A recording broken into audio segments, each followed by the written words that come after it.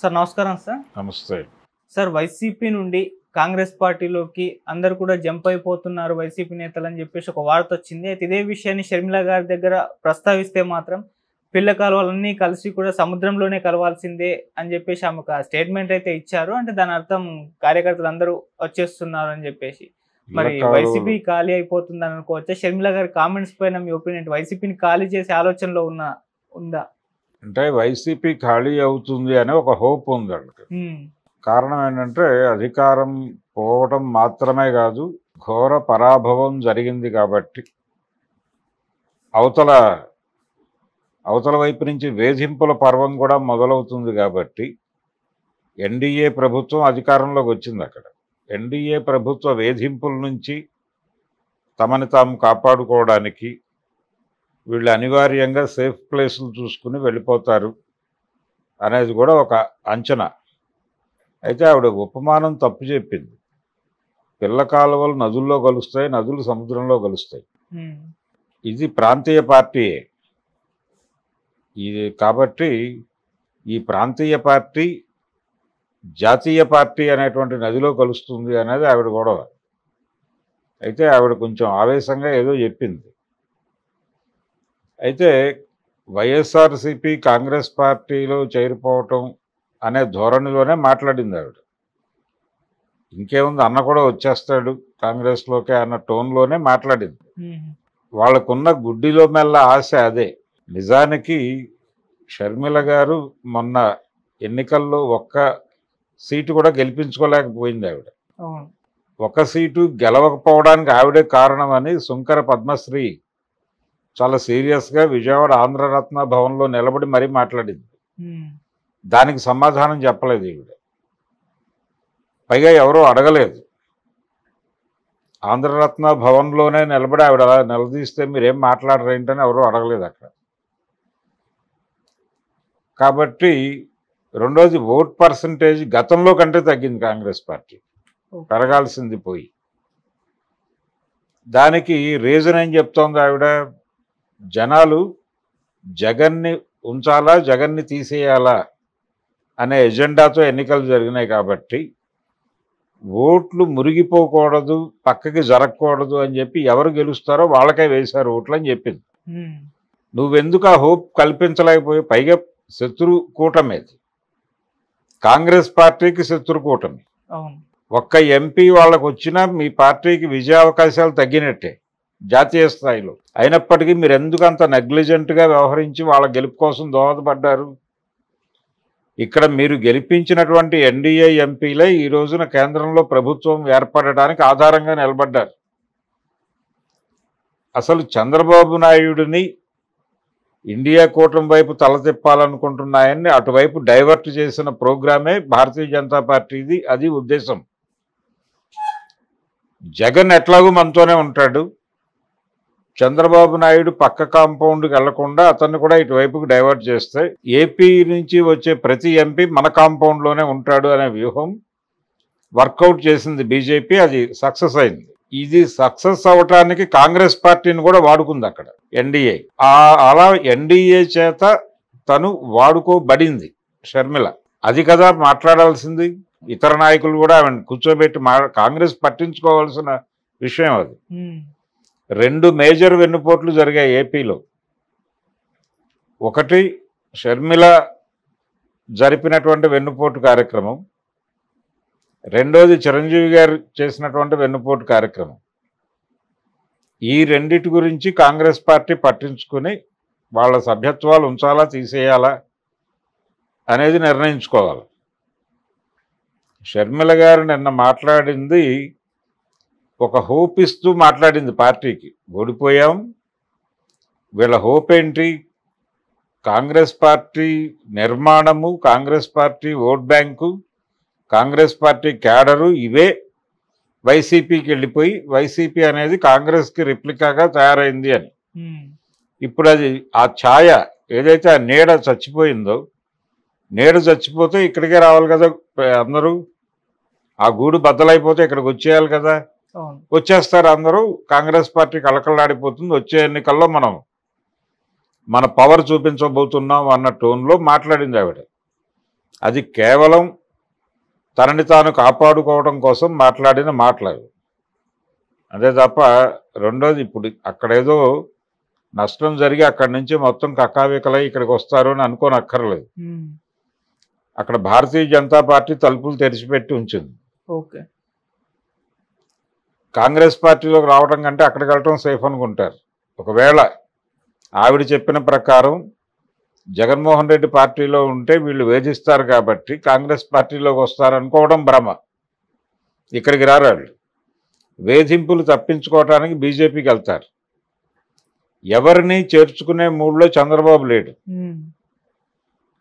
అసలు ఆ గొడవ, ఆ వివాదం తనకు వద్దు అనుకుంటున్నాడు ఆయన. ఎవరైనా తన దగ్గరికి వస్తే మీరు చేరితే బీజేపీలో చేరండి, లేకపోతే జనసేనలో చేరండి అని చెప్తున్నాడు ఆయన ఆల్రెడీ. కొంతమంది అప్రోచ్ అయిన మాట వాస్తవమే. ఇది జరుగుతున్న సీన్ కాబట్టి కాంగ్రెస్కి వచ్చేస్తుంది వైసీపీ నుంచి మొత్తం పవరు. అది అయిపోయింది, అది షట్ డౌన్ అయిపోయింది కాబట్టి మనం షట్టర్ ఎత్తచ్చు అని ఆవిడ అనుకోవటం భ్రమ. అంత ఈజీ కాదు. జగన్మోహన్ రెడ్డి అంత ఈజీగా వదలడు. వెళ్ళేవాళ్ళు ఎలాగో వెళ్తారు. ఆ వెళ్ళేవాళ్ళు కాంగ్రెస్కి వెళ్ళరు. వాళ్ళు బీజేపీకో జనసేనకో పోతారు. సో ఉన్నవాళ్ళు అక్కడే ఉంటారు. ఎందుకంటే ఇక్కడ అసలు పవర్ సెంటర్గా ఇది రైజ్ అవుతుంది అనే హోప్ ఇచ్చేటువంటి నాయకుడు లేడు. కనీసం జగన్ ఉన్నాడు అక్కడ. జగన్ ఒక ప్రోగ్రాం ఇచ్చాడు. రేపు జనంలోకి వెళ్దాం, మనం ఏదో హడావిడి చేద్దాం, వచ్చే ఎన్నికల్లో మళ్ళీ గెలుపు కోసం మనం ఏం చేయాలో అదంతా చేద్దామని మాట్లాడుతున్నాడు. అతను రోజు రివ్యూ మీటింగ్స్ జరుగుతున్నాయి కదా. అయితే ఆత్మవిమర్శ చేసుకోవడం లేదు, ప్రజల్లోకి వెళ్ళి ఏం మాట్లాడాలో క్లారిటీ లేదు, ఇప్పటివరకు మాట్లాడుతున్న మాటలు ఏవి కూడా కరెక్ట్గా లేవు అనే విమర్శ ఉంది జగన్ మీద. అది వేరే గొడవ. కానీ జగన్ మేరకు హోప్ ఇచ్చే నాయకుడు కూడా లేడు అక్కడ. నాయకత్వం లేదు. నాయకత్వం లేకుండా ఎలా వెళ్తారు జనాలు అక్కడికి? ఇక్కడే ఉంటారు కదా. ఉంటే అక్కడ ఉంటారు, లేదంటే జనసేనలోకో బీజేపీలోకో పోతారు. కింది స్థాయి వాళ్ళు టీడీపీలోకి కూడా పోవచ్చు. అంతే తప్ప ఇది ఈ ఓటమి నుంచి, ఈ బూడిద నుంచి కాంగ్రెస్ పార్టీ మళ్ళీ తిరిగి బతుకుతుంది అనుకోవడం భ్రమ. ఆవిడ ఈ భ్రమ కలిగించడం ద్వారా తను చేసిన తప్పుల్ని కవర్ చేసుకుని తిరిగి తన ఏదైతే ఇప్పుడు పిసిసి అధ్యక్షురాలిగా ఉందో ఆ పదవిని మరికొంతకాలం పదిలంగా ఉంచుకోవడం కోసం అది ఎజెండాగా మాట్లాడింది ఆవిడ. అది పార్టీ అధినాయకత్వానికి ఒక రకంగా కళ్ళకు గంతలు కట్టే ప్రయత్నం చేసింది ఆవిడ రాత్రి మీడియాతో మాట్లాడే వీడియోలో. అందుకని అది కరెక్ట్ కాదు. ఆవిడ అనుకున్నట్టుగా జగన్మోహన్ రెడ్డి పార్టీ రూయన్ అయిపోవడం లేదు, వీళ్ళందరూ వెళ్ళి కాంగ్రెస్లో చేరబోవడం లేదు. ఆల్టర్నేటివ్స్ చాలా ఉన్నాయి అక్కడ. ఆల్టర్నేటివ్స్లోకి వెళ్ళిపోతారు. కాంగ్రెస్ పార్టీకి ఈవిడ కొత్తగా చేసిందేమీ లేదు, ఈవిడ ఒరగబెట్టింది లేదు, ఇంకా నష్టపరిచింది ఈవిడ. ఎన్డీఏ గెలుపుకు ఆవిడ అందించిన సహకారం అంతా ఇంత కాదు. ఆవిడ చేత ప్రేరేపితమైనటువంటి సునీత గారు వీళ్ళిద్దరూ కలిసి ఒక నేరేటివ్ను ప్రజల్లోకి బలంగా తీసుకెళ్ళటం అనేది చేశారు. వీళ్ళని భుజాల మీద మోసినటువంటి తెలుగుదేశం మీడియా సక్సెస్ఫుల్గా తన మిషన్ని కంప్లీట్ చేసుకుంది, వదిలేసింది. చివరికి నిన్న ఆవిడ మీడియాతో మాట్లాడిన వీడియోను కూడా ఎక్కువ ప్రమోట్ చేసింది తెలుగుదేశం మీడియానే నిన్న కూడా. అది కండిషన్. అదొక్కటి చూస్తే చాలు. ఎక్కడ ఉంది ఆవిడ, ఏ పునాదుల మీద నిలబడి మాట్లాడుతోంది ఆవిడ అనేది చూస్తే అర్థమైపోతుంది. కాంగ్రెస్ పార్టీకి ఆవిడ ఏం చేస్తోంది అనేది అర్థమైపోతుంది.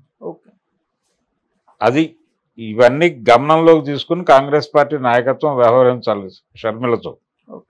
అదే తప్ప ఆవిడ అన్నట్టుగా అవన్నీ కేవలం బూటకం, కంటి తుడుపు చర్యలు. షర్మిల గారి ప్రెస్ మీట్లో ఏది వాస్తవం కాదు. ఆవిడ ధోరణిలో ఆవిడ మాట్లాడి వెళ్ళిపోయింది అంతే. సార్, అసలు షర్మిల గారి అంటే నాయకత్వంలో ఇప్పుడున్న కాంగ్రెస్ పార్టీ వచ్చే ఎలక్షన్స్ నాటికన్నా పుంజుకునే అవకాశం ఏమైనా కనిపిస్తుంది? ఏమీ లేదు. అది ఆవిడేం హోప్ ఇవ్వలేదు. క్యాడర్ నుంచి చిరాకు ఉంది. శంకర పద్మశ్రీ గారు రోడ్డు మీదకి వచ్చి మాట్లాడింది కదా, అంతకంటే ఏం కావాలి? ఆవిడ అక్కడ మాట్లాడటం మాత్రమే కాదు, చాలా మీడియా ఆఫీసులకు వెళ్ళి కూడా మాట్లాడింది ఆవిడ. ఓకే. ఆవిడ ఇంటర్వ్యూలు ఇచ్చింది. ఆ ఇంటర్వ్యూలో చాలా స్పష్టంగా షర్మిల గారి నుంచి పార్టీకి జరిగిన నష్టం ఏమిటి అనేది కేటగారికల్గా వివరించి చెప్పింది.